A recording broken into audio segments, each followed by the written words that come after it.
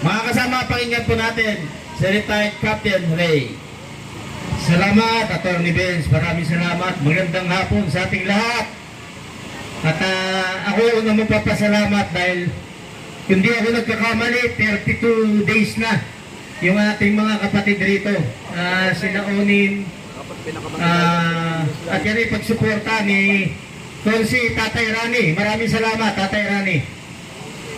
At dun sa ibang sumusuporta. Ang lagi ko nakikita rito, yung mga green DRS natin. Tapos yung ating mga orange team, nandyan. Mabuhay kayo. Yung ating mga riders, mabuhay kayo mga kapatid. At yung ating masisipag na mga vloggers. Malalim itong pag-uusapan natin na gusto ko maintindihan nyo. Kahit hindi tayo marami rito, ma-share nyo sa lahat. At napaka-importante na malaman ninyo ang sitwasyon ng bayan natin na walang lihim dahil hindi lahat sinasabi sa atin. So yun ang gusto kong maunawaan ninyo sa hapon na ito. At yan ang isi-share ko sa inyo. Pakinggan nyo mabuti, napaka-importante. Lahat ng senaryo, sasabihin ko sa inyo. Ito ang pinakamalungkot na Independence Day celebration natin. Bakit? Dahil nagse-celebrate tayo ng independence, hindi dahil doon sa mga foreign oppressor natin. Tayo ngayon ay lumalaban ng ating independence against sa kapwa nating Pilipino, yung mga nakaupo sa gobyerno. Yan po ang sitwasyon natin. Itanong nyo sa isip nyo, hindi nyo kasalanan kung bakit nakaupo sila. Hindi taong bayan ang nagupo sa kanila. Ang nagupo sa kanila, yung dayaan sa Comelec. Wala kayong kasalanan. Akala nyo nang binotong nyo sila, hindi. Sa oras na ito, alam nyo ba na nagkakalagayan na sa Comelec? Ang aga-aga pa. Alam nyo ba nakaset up na? Kung sino yung mananalo sa 2028, hinuhulma na nila.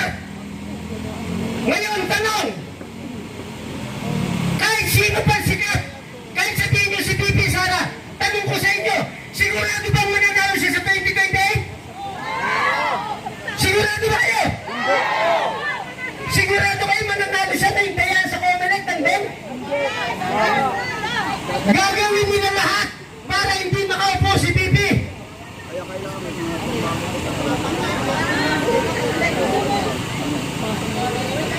Ang dapat nating ayusin doon muna.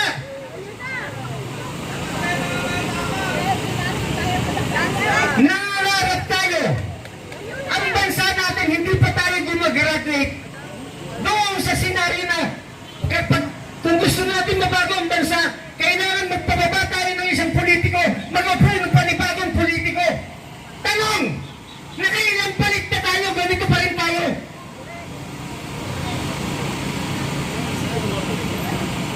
Sabihin ko sa inyo, inamin na ni Pipi, hindi na kayang baguhin ng bansa na siya lang.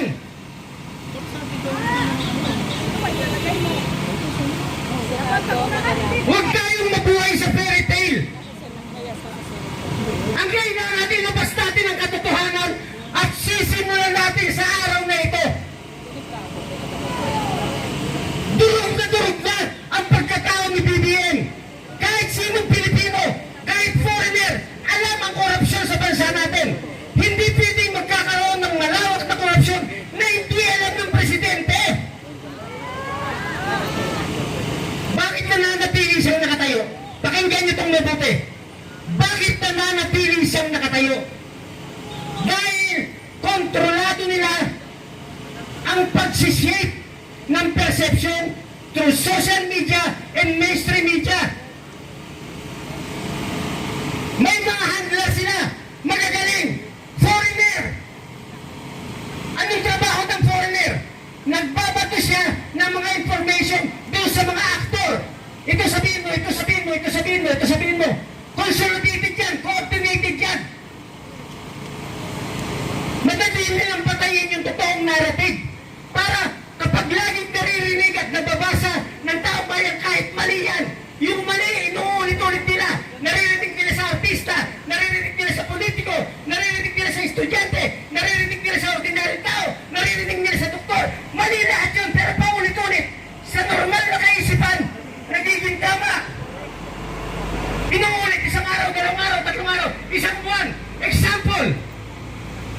Nung lumabas yung 18 Maris, unang araw sa Club Pilipino, paano pinatay nila kaagad yung balita at hinulma yung perception? Sumunod na araw, walang lumabas na balita sa mainstream. Sino lumabas? Si Norman Mangausin at saka si Makagago. Paulit-ulit, ganun nila pinapatay. Lahat yan coordinated. Yung binibigyan ng information, mga aktor na lang yun. Yung mga artista, yung mga estudyante, lahat, mga professional, mga aktor na lang, binibigyan ng, ito baba, ito sasabihin mo, ito. Kasama yung mga politiko. Troll! Troll ang kalaban! 1,000! Binabayaran! Anong ginagawa ng troll? Bantayan yung mga social media ng kalaban ng gobyerno. Papatayin kagad nila. Akala nyo na isi-share nyo yung mga sinishare nyo yung vlog nyo. Umiikot lang yan dun sa circle of friends mo. Hindi lumalabas yan. Shadow ban. Troll yan. Yung machine, ang ginagamit nila machine, yung machine naka-program. Words, sentence, paragraph, binabantayan ng machine. Sandali nila i-block yun. Sa tao, na libo, machine, paano tayo mananalo? Lahat pa nang lumalabas sa mainstream, totoo? Sakot! Lahat nang lumalabas sa social media, totoo? Hindi! Ang totoo kayo! Kayo nagsasaga rito araw-araw! Kayo ang totoong Pilipino!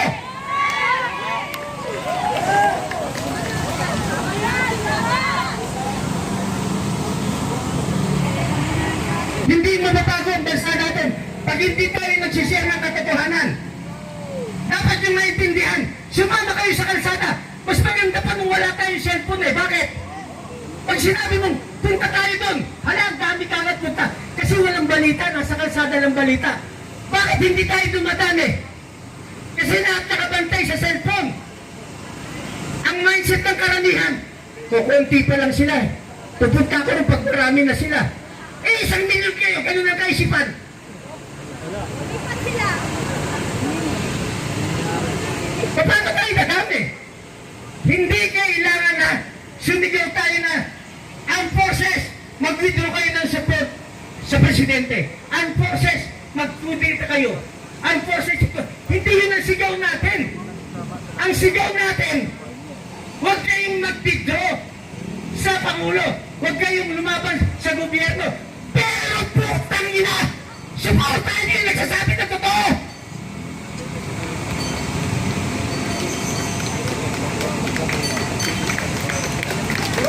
Ang bansa natin kritikal. Kapag hindi nagpakita ng pwersa ang taong bayan, walang susuportang pulis, walang susuportang military. Ulitin ko, kapag hindi nagpakita ng pwersa ang taong bayan sa legal na paraan, walang susuporta sa ating pulis, walang susuporta sa ating military. Hindi pwede silang mauna. Pero pag nakita nila, 1 milyong Pilipino, sumisigaw ng katotohanan, sumisigaw ng karapatan, sumisigaw ng kalayaan, susuporta yung mga yan. Bakit? Pagod na rin sila. Alam nila ang gobyerno ang mali, alam nila ang taong bayan ang tama. General Browner, sir, sana makarating ito sa inyo. Sinabi ng mga sundalo, brave soldier, lagi ka sa kondo ni Romualdez. Kung may bitbit ka, wala, nasa iyon. Magre-retire ka na ngayong July. Mandatory requirement. Sana makarating ko sa'yo. Minsan ka na naming nakaharap face to face. Hinarap namin ang Armed Forces of the Philippines. Face to face. General Browner, lahat ng mga general niya, battle staff, from J1 to J10, face to face. At lahat ng senior generals. Sinabi namin yung problema ng bansa. Sumagot sila. Anong sagot nila? Hindi kami bulag. Hindi kami pipi. Hindi kami bigi. Yun ang sagot niya. Hanggang ngayon yung pa rin ang sagot niya, mag-retire na siya.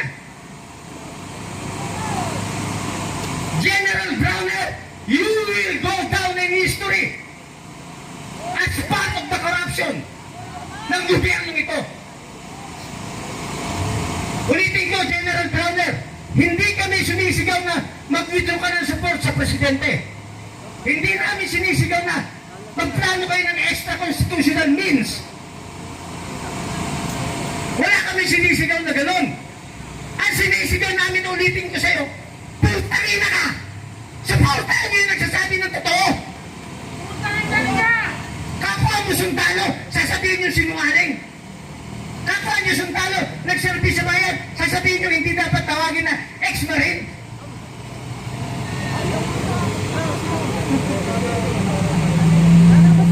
Yung mga kapatid natin pulis, minsan may friction tayo, hotels. Pero normal yan, gumaganap sila sa tungkulin natin. Tayo sinisigaw natin yung gusto natin sa damdamin natin.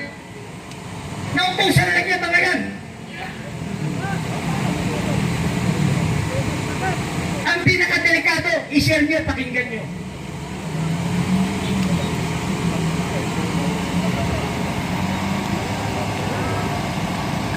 Yung binanggit ni Pig Lacson na disgruntled na ang karamihan ng AFP up to battalion level, may pinagmumulan yun. Nabasa nyo? Sino nakabasa? May pinagmumulan yun. Senaryo. Importanteng malaman niyo yung senaryo. Paano? Kung may kamay ang US at sabihan yung mga junior officer, mag-military hunta kayo. Walang upong politiko. Walang upong sibilyan. Puro military. Ikaw, BBM, excel ka. Ang ididiin namin si Romualdez. Alam niyo ba yan? Hindi ko sinasabing totoo yan. Pero yun yung na-analyze namin na posibleng mangyari sa bansa natin. Hindi na tayo magkakaisa. Huwag tayong mangarap na magkakaisa pa tayo. Bakit? Ultimo nga sa pamilya natin eh. Hindi tayo magkakaisa ng isipan. Sinasabihan tayo ng mga anak natin. Ano ka ba, pagtatanda mo na sa kalsada ko to, makasagasaan ka dyan eh. Sa bahay ka na lang, matulog ka na lang. Tama, mali! Kung sa bahay, hindi tayo nagkakaisa, huwag tayong mangarap na magkakaisa tayong lahat at hindi mangyayari na milyon lalabas sa kalsada. Bakit? Ang hirap ng buhay. Pag hindi pumunta ka sa natin isang araw, daily ang tinatanggap mo, weekly. Isang araw mawala sa'yo, anong pangkain mo? Ang hirap. Pero kung magkakaisa tayo, isang araw itideklara natin, 2 araw, maximum 3 days, sacrifice tayo. Mag-sacrifice tayo isang araw, isang sakripisyo na lang, magsama-sama tayo lahat. Isang sakripisyo na lang. Yun lang ang gustong makita ng mga kapatid natin pulis at kapatid natin mga kasundaluhan. Sama-sama tayo. Ano gagawin natin? Tama na, hirap na kami. Bakit nandito tayo? Sasabihin nila, putangin ng mga buwang yan eh. Supporter ng mga Duterte yan eh. Lahat, kahit hindi tayo Duterte, sasabihin Duterte yan eh. Pag bumangga ka sa gobyerno, Duterte ka agad. Pag may sinabi ka agad sa gobyerno, Duterte ka agad. Hindi niyo ba alam na marami ng Marcos loyalist at marami ng mga dilawan ang gustong umalis doon sa partido nila, sa grupong kinabibilangan nila? Gusto nila umalis. Kaya lang, wala silang mapuntahan dahil ayaw rin nila yung mga Duterte. Kaya ang isipan nila, dito na lang kami sa BBM, dito na lang kami sa dilawan. Hindi niyo ba naisip? May nag-iisip na isang ali. Sino yun? Hindi nila nahatak. Ang ginugurong nila ngayon, si Risa Hontiveros. For how many years? For Diyos por Santo, Senator Risa. Maliit ka pa lang, anti-Marcos ka. Bago mag-eleksyon, anti-Marcos ka. Nung nanalo si Marcos at nakikinabang kayo, hindi ka na anti-Marcos. Kaisuka Si na! Marcos naman, ang ayaw magpaliting at nagpatalsik sa tatay niya, mga liberal. Pero kayo, okay na rin sa kanya sa liberal. Huwag lang Duterte. Naghihimulan sila parehas ng mga pet nila eh.